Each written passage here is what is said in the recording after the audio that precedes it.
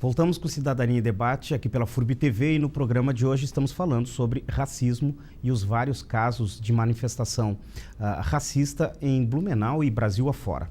Para falar deste assunto, os nossos convidados são a publicitária e integrante do movimento Cisne Negro, Aline Cruz, e o presidente do Cisne Negro, Lenilson Silva. Vou recomeçar a nossa conversa com o Lenilson. Lenilson, quando a gente fala da questão do racismo, há essa coisa da democracia racial, do que no Brasil as raças, entre aspas, sempre conviveram bem, e agora tem uma necessidade de desconstruir o discurso que os movimentos negros, do qual você é presidente do Cisne Negro, há uma tentativa de reduzir esse discurso que o racismo está na cabeça do negro. Como que a gente podia explicar essa coisa do discurso racista? Eu acho que isso ele não pode estar fora do contexto histórico, né? Primeiro, nós somos uma população, e no Brasil nós somos a segunda maior população de negros do mundo, que veio para cá, foi trazido para cá. Nem o negro pediu carona em navio negreiro, né? Nós viemos para cá 6 milhões amontoados nos navios negreiros, muitos tombaram na travessia, né? E trabalhamos de forma violenta, nós fomos explorados, violentados durante 300 anos.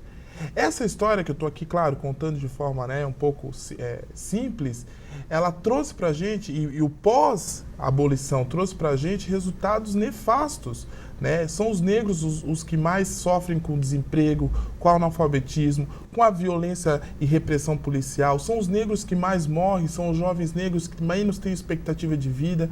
São esses dados científicos, Carlos, que não é o Lenilson que está falando, não é a Aline, né, que é um mapa do Brasil no campo social que traz que a população negra e que o resultado da exploração escravocrata deixou um legado de prejuízo social para a população negra. E é por isso que as políticas afirmativas de combate ao racismo, né, e de igualdade racial, elas tentam corrigir, né, reparar isso que o processo histórico trouxe. Portanto, não dá para comparar um racismo, né, com alguém que com um xingamento a um polaco, ou alguém que é mais claro de alemão, não está fora de contexto no sentido histórico, na carga histórica que nós da população negra falsa simetria, sofremos. Isso né? mesmo. Eu chamar um alemão de alemão, seu vermelho, é muito diferente e não é nem um pouco prejudicial do que chamar um negro de macaco. Porque é uma ofensa histórica, é uma ofensa que constrói um inconsciente coletivo racista e que, se a gente reforça isso, a gente bota uma barreira para o negro no mercado de trabalho, a gente bota uma barreira para a mulher negra na saúde, a gente bota uma barreira para a pessoa negra em várias oportunidades. Então é muito diferente. E é isso que acontece, essa falsa simetria, às vezes, de querer comparar, né? E compreender que a gente não vive efetivamente numa democracia racial. A gente vive num abismo social entre negros e brancos que é alarmante, né? Basta ver quantos médicos, você aí de casa já foi, que são negros, né? Se nós somos a metade da população médica deveria ser negra, né? Basta ver os corredores da nossa universidade, né? Quantos alunos você já estudou são negros, né? Então, é só olhar, né, para além do nosso próprio umbigo e começar a olhar... O próprio futebol, gente, não precisa ir em outros espaços. Olhe na televisão, a gente vê no futebol, nós temos inúmeros jogadores negros. Agora, quantos que são técnicos?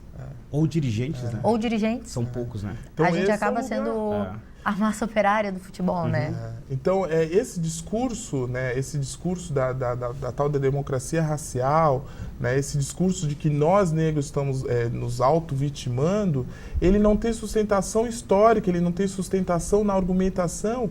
Por quê? Porque ele está baseado no senso comum, né, naquilo que a gente compreende como democrático, aliás, né, sem as especificidades da nossa população e que a nossa população sofreu. É muito diferente, por exemplo, de muitos não negros de famílias europeias que vieram para cá inclusive na cidade de Blumenau, que ganharam terras do governo para construir. Cotas, né? Essa foi a cota para eles. Isso chama-se cota. Aí essa cota vale, né? A cota de eu ganhar terras, né? As grandes famílias da nossa cidade sabem do que a gente está falando. Exatamente. Vieram para cá, ganharam terra, ganharam estrutura, ganharam isenção fiscal, não precisava pagar impostos. Ou seja, e é fácil construir, né?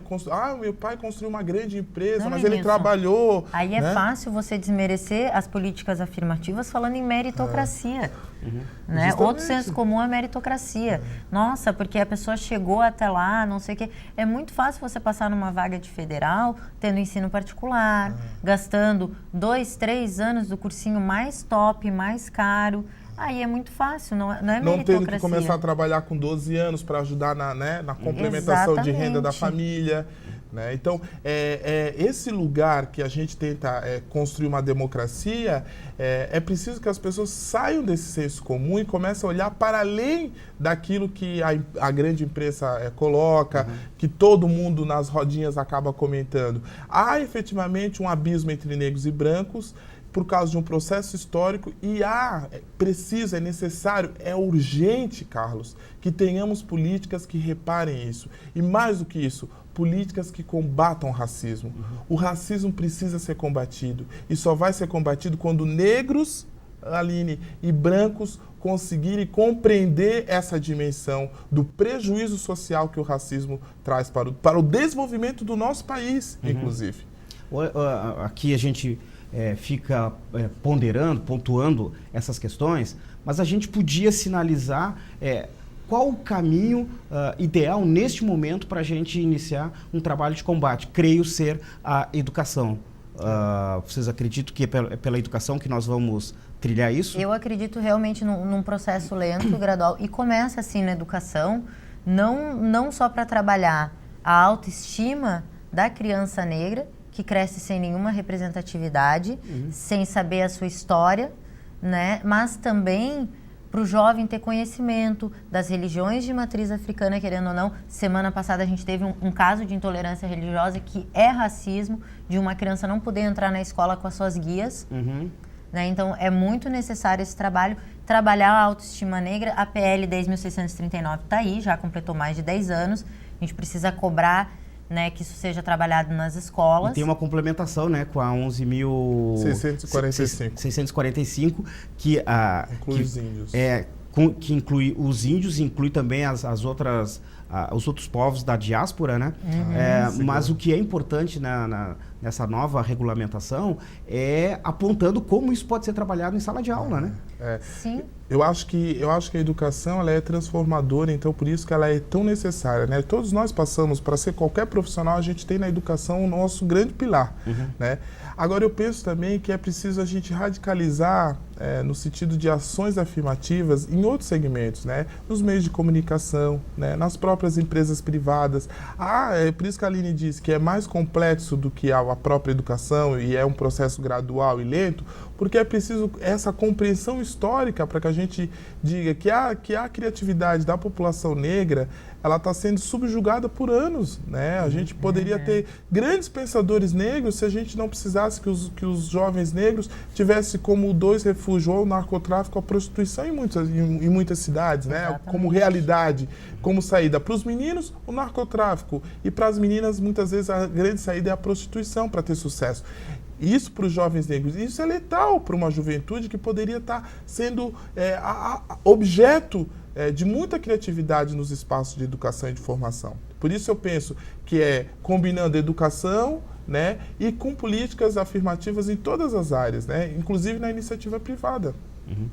É uma discussão, essa nossa aqui, a respeito do racismo, ela é uma discussão muito forte, ela demandaria provavelmente mais uns 2 programas, mas nós podemos fazer um olhar, e a gente está chegando ao final do programa, 2 minutinhos, mas nós podemos fazer um olhar aqui para a nossa cidade. O Cisne Negro, qual o trabalho que vem, rapidamente, quais as ações que o Cisne está fazendo no combate? O Cisne Negro completou em 2013 10 anos de história. A gente tem promovido como movimento social de caráter reivindicatório, cobrado políticas de combate ao racismo e de igualdade racial. A gente tem se encontrado, principalmente nas datas onde o povo negro se encontra no calendário negro, para reivindicar. E a gente espera, sinceramente, Carlos, que as políticas públicas no município de Blumenau comecem a ser efetivadas. O Conselho Municipal de Igualdade Racial, a Política Municipal de Igualdade Racial, campanhas educacionais, campanhas por toda a cidade que combatam o racismo. Sem Blumenau sem passaporte, sem estereótipo de que essa cidade é uma cidade meramente europeia, quando ela também tem aqui pessoas que trabalham e vivem que são de outras etnias do mundo. Aline, eu quero agradecer a sua presença aqui, é a primeira vez que você vem ao Cidadania e Debate.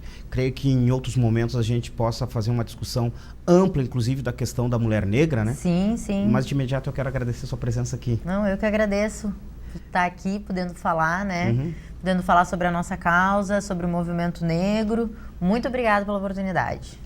Bom, a gente chega ao final aqui agradecendo os nossos dois convidados. Chegamos ao final de mais um Cidadania em Debate, um programa do Sindicato dos Servidores Públicos do Ensino Superior de Blumenau. Eu quero agradecer mais uma vez as presenças da publicitária Aline Cruz e do presidente do Cisne Negro, Lenilson Silva, que falaram sobre racismo.